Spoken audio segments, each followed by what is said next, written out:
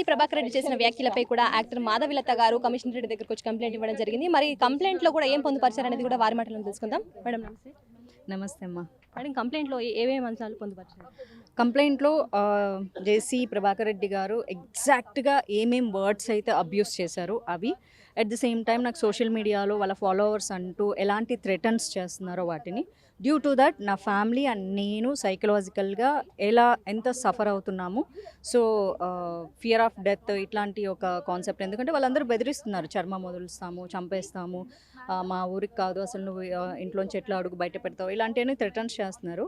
And of course నాకు మొత్తం media friends కానీ లేకపోతే మోస్ట్ ఆఫ్ ద పీపుల్, నేను ఎప్పుడు మీడియాతోనే ఉంటాను కాబట్టి వాళ్ళు చెప్పిందండి, వాళ్ళు ఎలాంటి వాళ్ళు నీకు తెలుసు కదా, సో వెరీ డేంజరస్ పీపుల్, అలాంటి వాళ్ళతో ఎందుకు పెట్టుకుంటావు, సో ఇలా అంతా అంటూ ఉండడం వల్ల నేను ఎలాంటి ఒక ట్రోమాకి ఫేస్ చేస్తున్నానన్నది కమిషనర్ గారికి కంప్లైంట్ చేయడం జరిగింది. ఒక తాడిపత్రి అంశాన్ని బేస్ చేసుకొని ఈ వీడియో రిలీజ్ చేయాల్సిన అవసరం ఏంటంటే? అలా ఏం లేదమ్మా, నాకు ఎవరో వీడియో పంపించేసి ఓన్లీ లేడీస్ నైట్ అంట, సో దీని మీద ఒకసారి స్పందించమన్నారు. యూజువల్గా నేను అన్ని అంశాల మీద స్పందిస్తూ ఉంటాను. అలా ర్యాండమ్గా చేసిన video, I didn't expected all these consequences, అసలు నేను ఎక్స్పెక్ట్ చేయలేదు. సో అలా ర్యాండమ్గా జరిగింది అంతే. అంటే మీకు మరి జేసీ ప్రభాకర్ రెడ్డి గారు మీకు సారీ అని చెప్పేసి ఒక వీడియో కూడా రిలీజ్ చేయడం జరిగింది. మరి దానికి మీరు యాక్సెప్ట్ చేయట్లేదా? నేను డే వన్ని అదే చెప్పానమ్మా, నేను యాక్సెప్ట్ చేయట్లేదు. బికాజ్ నేను అలా పబ్లిక్గా అందరి ముందు నేషనల్ మీడియా అంతా చూసింది. నేషనల్లో ఇష్యూ ఇంగ్లీష్లో కూడా ట్రాన్స్లేట్ చేసి చూస్తారు న్యూస్ని. అందరి ముందు తిట్టేసిన తర్వాత, లేదా ప్రపంచవ్యాప్తంగా ఉన్న తెలుగు వాళ్ళలో కనీసం సగం మంది అయినా ఇష్యూ చూసి ఉంటారు, అందరి ముందు తిట్టేసేసి సారీ అని చెప్పేసేస్తే అది it's all about my self respect. So I want to fight for it. ఎందుకంటే ఆంధ్రప్రదేశ్ గవర్నమెంట్ చాలా క్లియర్గా చెప్పింది, చంద్రబాబు నాయుడు గారు, పవన్ కళ్యాణ్ గారు, అనిత గారు, మా పార్టీలో ఆడపిల్ల కాదు, బయట పార్టీలో ఆడపిల్ల కాదు, అసలు ఏ ఆడపిల్లనైనా సోషల్ మీడియాలో అబ్యూస్ చేసినా సరే ఎవరిని వదిలిపెట్టేదే లేదు అని ప్రభుత్వం చాలా ఖచ్చితంగా చెప్పింది, మీడియా సాక్షిగా ప్రజలందరికీ. సో అది తన సొంత పార్టీ వాళ్ళు చేస్తే ఎలా వదిలేస్తారు? సో ఆ న్యాయం నాకు కావాలని నేను ఆంధ్రప్రదేశ్ గవర్నమెంట్ని అడగదలుచుకున్నాను. అంటే ఇప్పుడు మీకు న్యాయం జరుగుతుందని చెప్పేసి అనుకుంటున్నారు, ఎందుకంటే అక్కడ అధికారంలో ఉన్న పార్టీలో ఉన్న పర్సన్ కదా మీ మీద వ్యాఖ్యలు చేసింది, సో న్యాయం జరుగుతుందని చెప్పేసి అనుకుంటున్నారు? తప్పకుండా జరుగుతుంది, జరిపించాలి కూడా. ఎందుకంటే అక్కడ ప్రమాణం చేసింది ప్రజలకు చంద్రబాబు నాయుడు గారు, పవన్ కళ్యాణ్ గారు అండ్ హోమ్ మినిస్టర్ అనిత గారు. సో కాబట్టి ఖచ్చితంగా చేసే తీరాలి. మాట కూడా చెప్పారు, మా సొంత పార్టీలో వాళ్ళు చేసిన అని కూడా మెన్షన్ చేశారు. కాబట్టి నేను వాళ్ళు చేసిన మాట నిలబెట్టుకోమని మాత్రమే అడుగుతున్నాను, ఇంకేం అడగట్లేదు.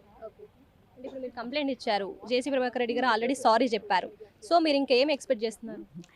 Sorry is not the word అమ్మా, because he's a senior politician. ఎవరో సోషల్ మీడియాలో కనిపించే ఒక రోగో లేకపోతే ఎవరో ఒక ట్రోలరో కాదు. పాలిటీషియన్స్ అనేవాళ్ళు అనేసి సారీ చెప్తారు, రేపు పొద్దున అదే ఇప్పుడు ఆయన ఫాలోవర్స్ అన్నారు ఇట్స్ రైట్ అంటున్నారు. సో రేపు పొద్దున ఇంకొకళ్ళు వస్తారు, ఆడదాన్ని అబ్యూస్ చేస్తారు, వీఆర్ సారీ, ఇట్స్ ఓకే, ఏముంది, వచ్చేసింది ఫ్లోలో. నేను ఫీల్ అవ్వట్లేదు సారీ, మీరు ఫీల్ అవుతున్నారు కాబట్టి నేను సారీ చెప్పానన్నారు. సో అది కరెక్ట్ కాదు కదా, అది ఏ రకంగానూ కరెక్ట్ కాదు. అంటే లీగల్ యాక్షన్ కోసం మీరు ట్రై చేస్తున్నారు? డెఫినెట్గా నేను లీగల్గానే ట్రై చేస్తున్నాను. మరి నేను ఎక్కడ వార్నింగ్లు ఇవ్వట్లేదు, నేను ఏమీ చెప్పట్లేదు. నేను చట్టాన్ని, న్యాయాన్ని ఆశ్రయిస్తున్నాను. సో సీఎం దగ్గర నుంచి నేను పీఎం వరకు దీన్ని తీసుకెళ్తాను, నేను లీగల్గా తీసుకెళ్తా దీన్ని. Okay.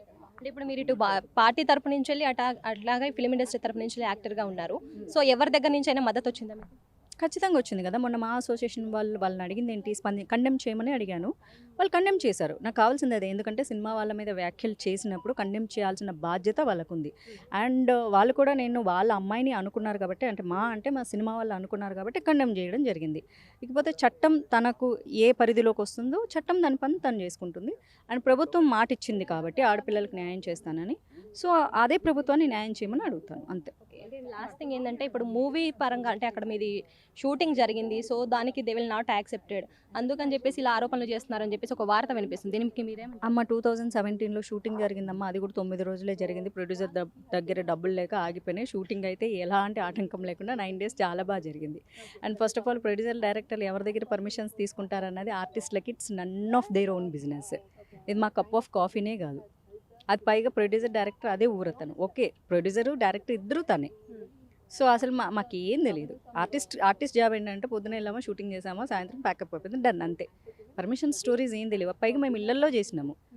There is no issue with the movie, అంతే. సోషల్ మీడియాలో మీరు చేసిన దానికి ఆయన రిటర్న్ ఆన్సర్ చేశారు కాబట్టి మీరు ఇప్పుడు కంప్లైంట్ ఇచ్చారు, అది కూడా అబ్యూస్గా ఉన్నాయి వర్డ్స్ అని. అది కూడా కాదమ్మా, ఇట్ ఈస్ ప్యూర్లీ అబ్యూస్డ్. ఏ ఆడపిల్లని అలాంటి మాటలు పాలిటీషియన్స్ అనకూడదు. ఎందుకంటే పాలిటీషియన్ ప్రజల్ని పరిపాలించడానికి ఉన్నారు, ప్రజలకి బూతులు నేర్పించడానికి లేరు. సింపుల్. అంటే మరి ఇప్పుడు మీరు కూడా కొన్ని వర్డ్స్ యూజ్ చేసి ఇన్స్టాగ్రామ్స్ వాటిలలో పోస్టులు పెడుతున్నారు కదా, మరి దానికి ఏమంటారు? ఎవరి పర్టికులర్గా పలానా పాలిటీషియన్ మీద ఈ రోజు వరకు నేను ఒక్క పదం యూస్ చేసినట్లు మీరు చూపించగలిగితే చాలు. ట్రోలర్స్ ఐడి లేకుండా, ఫేస్ లేకుండా ఎవరైతే ఉంటారో వాళ్ళని మాత్రమే మెన్షన్ చేస్తూ 100 సార్లు నన్ను బూతులు తిడితే 101 సారి పర్టికులర్లీ ఫేస్లెస్ అని చెప్పి పెట్టి వాళ్ళని అంటాను. కానీ నేను బీజేపీలో యాక్టివ్గా ఉన్నప్పుడు కూడా చంద్రబాబు నాయుడు గారిని విమర్శించాల్సి వచ్చినా సరే ఒక్క బూతు మాట కూడా మాట్లాడలేదు. వైసీపీలో రోజా గారిని విమర్శించాల్సి వచ్చిన అందరూ ఆవిడని బూతులు తిట్టి, ఆవిడ పవన్ కళ్యాణ్ని బూతులు తిట్టినప్పుడు కూడా రోజా గారు ఇలా అనాల్సింది కాదు అని చాలా పొలైట్గా విమర్శించాను తప్ప ఈ రోజు వరకు ఆ మెస్సీ పాలిటిక్స్ నేను ఎప్పుడు చేయలేదమ్మా. చాలా రెస్పెక్టెడ్గా మాట్లాడతాను.